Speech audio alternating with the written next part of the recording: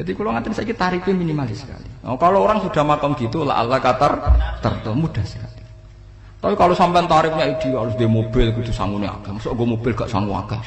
Barang wis sangu akeh kudu go penderek. Mosok kere lunga wong sugih kok lunga tanpa penderek. Barang pendereke maju. Mosok ora kena dikeloni aja malah repot.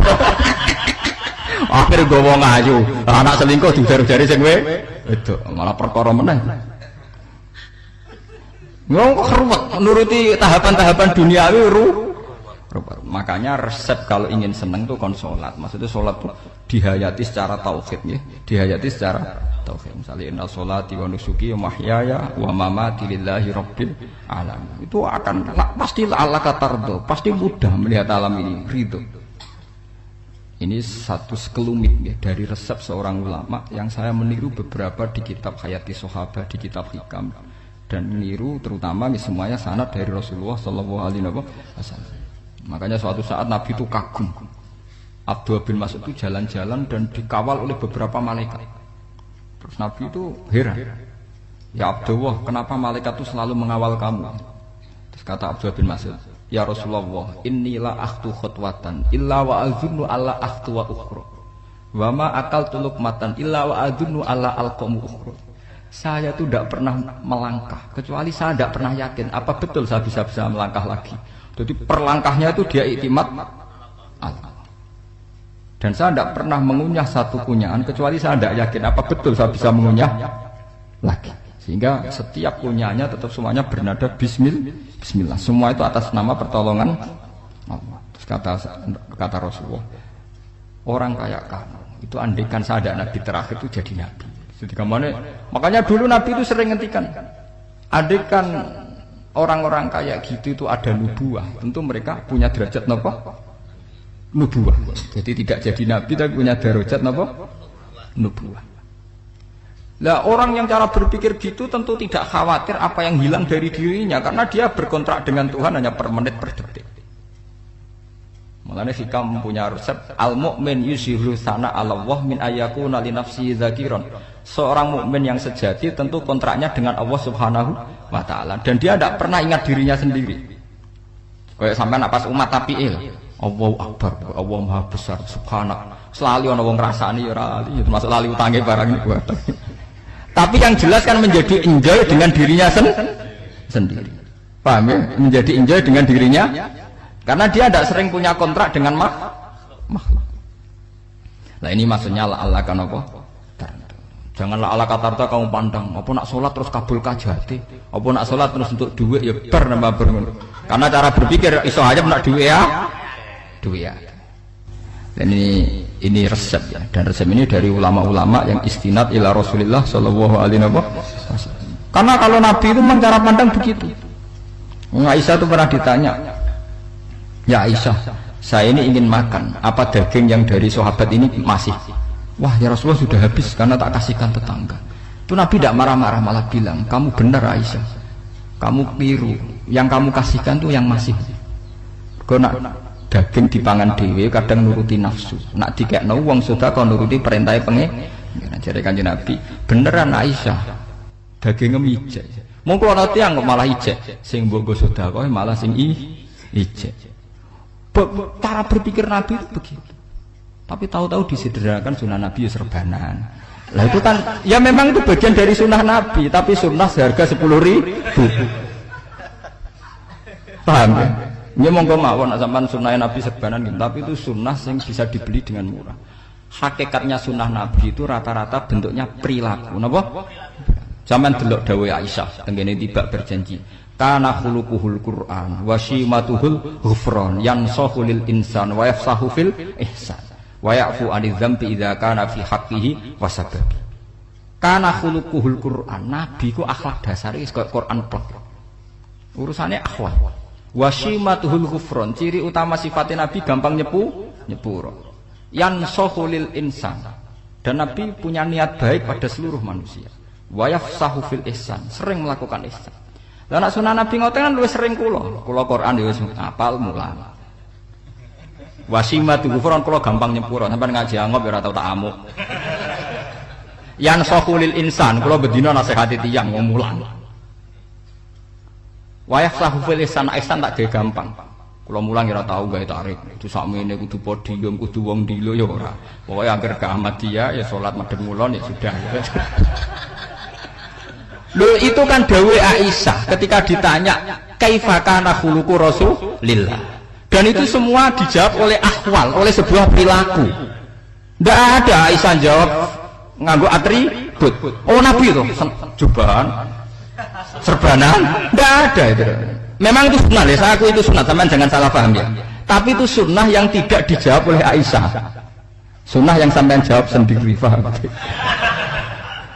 Aisyah yang istrinya Rasulullah ketika ditanya kaifa kana khuluqu Rasulillah, beliau jawab kana khuluquhul Quran wa simatuhul ghufran yansrahu lil insan wa yaghfaru fil ihsan.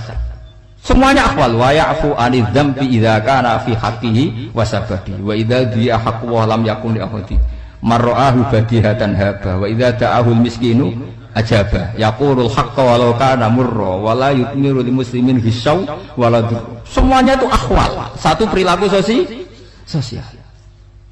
Saya mengakui kalau serbanan sunat. Ya saya ngakui. Tapi sunnah wis paham. Karena saya mewakili yang akhwal tadi yang apa? Lah mungkin untuk sampeyan, monggo kalau untuk ngisi sunnah. Tapi mbok ya adil itu. Ini bukan kritik mboten nggih. Yang meyakini serban sunat kan sudah banyak dan itu bagus. Tapi cobalah juga meyakini ahwalu Rasulillah. Makanya mansana sunnatan itu rata-rata ulama maknani siapa yang ikut sunnahnya Nabi. Rata-rata ulama nafsir ahwalu Rasulillah wa af'alu. Perilaku sosial Rasulullah. Makanya terusannya wa idza da'ahul miskinu ajaba. Kalau dipanggil orang miskin ya datang. Ya maksudnya ada harus orang miskin manggil pas resepsi kawin boten. Misalnya ana wong melarat kuwi di sepeda motor, wong melarate yo ngeterone puskesmas ya mbok terno. Wong melarat lara yo nukono misale apa minyak kayu putih mbok tekani.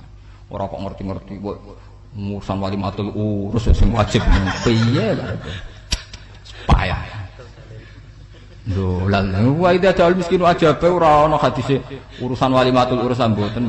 Kalau orang miskin manggil ya dalam riwayat hadis ya Nabi sering dipanggil orang miskin ya Rasulullah mbok datang ke rumahku ada apa terus ya Nabi saya tuh ingin rumahku sing elek jenengan nate salat teng mriku ya Nabi datang ya salat saja ya ora jamuan fi ayyi makanin aradta an usolliya fi kamu di tempat mana kamu seneng saya salat teng mriki ya Rasulullah ya Nabi salat sing ngundang ya waras pisan kenangan mek Nabi kok mae dienggo salat Nabi ampean tau tanggung kiai kon salat kon mromosekno anakmu iku paham Kiai dongakno nggih kersane ketampi PNS waduh.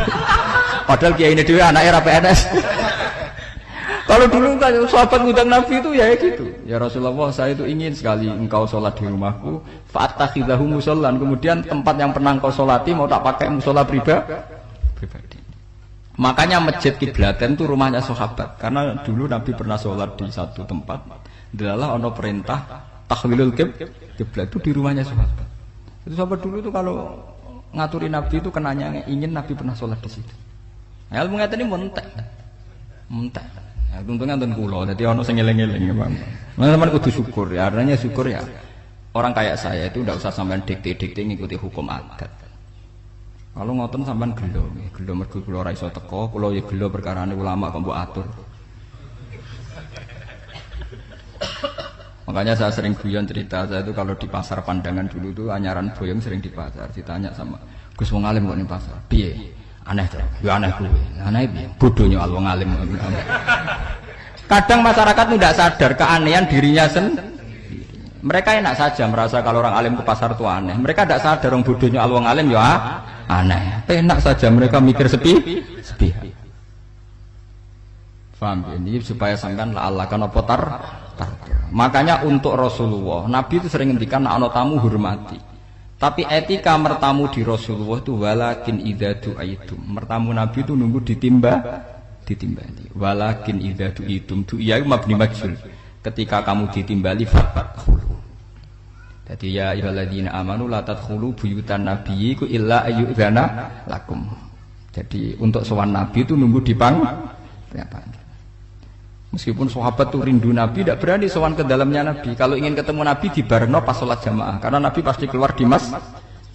Andai kan Nabi nerima tamu di rumah, ya ora sida dadi nabi. Ame nampa tamu. Makanya la tadkhulu buyutan nabiyyi ku illa ayyudzana lakum, kecuali kamu dapat izin. Nunggu dipanggil. Wa idza du'itum, kalau dipanggil lagi fat. Ya sudah begitu. Tapi sekarang itu ya sudah begini. Ini kula cerita ilmiah saja. Saya tidak punya kepentingan apa-apa. Ya kepentingan kula ben ra mbok tamoni jujur mawon. Cuma guling-gilingan dulu itu kalau sahabat itu ketemu Nabi pendak sholat sama pendak ngaji. Paham ya? Jadi saya memilih sikap begini itu bukan tidak saya pikir. Tapi kalau ada kiai lain yang beda dengan saya tidak apa-apa. Kalau ulama lain beda tidak apa-apa. Justru seninya rahmatnya umatnya Nabi itu istilah aimati rahmah. Khilafnya umatku itu rahmah. Mulane aku khilaf ben rahman, aku podo kan gak sido khilaf.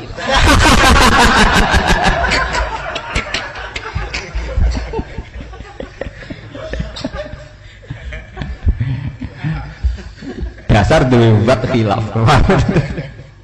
Jadi sebetulnya jelas ya ayyuhalladzina amanu la tadkhulu buyutan nabi la yudzana lakum la ta'amin ghairu nadhirina inna walakin idza du'itum. Kalau kamu ditim. Nah, padahal setelah tidak ada nabi tentu yang mewarisi nabi adalah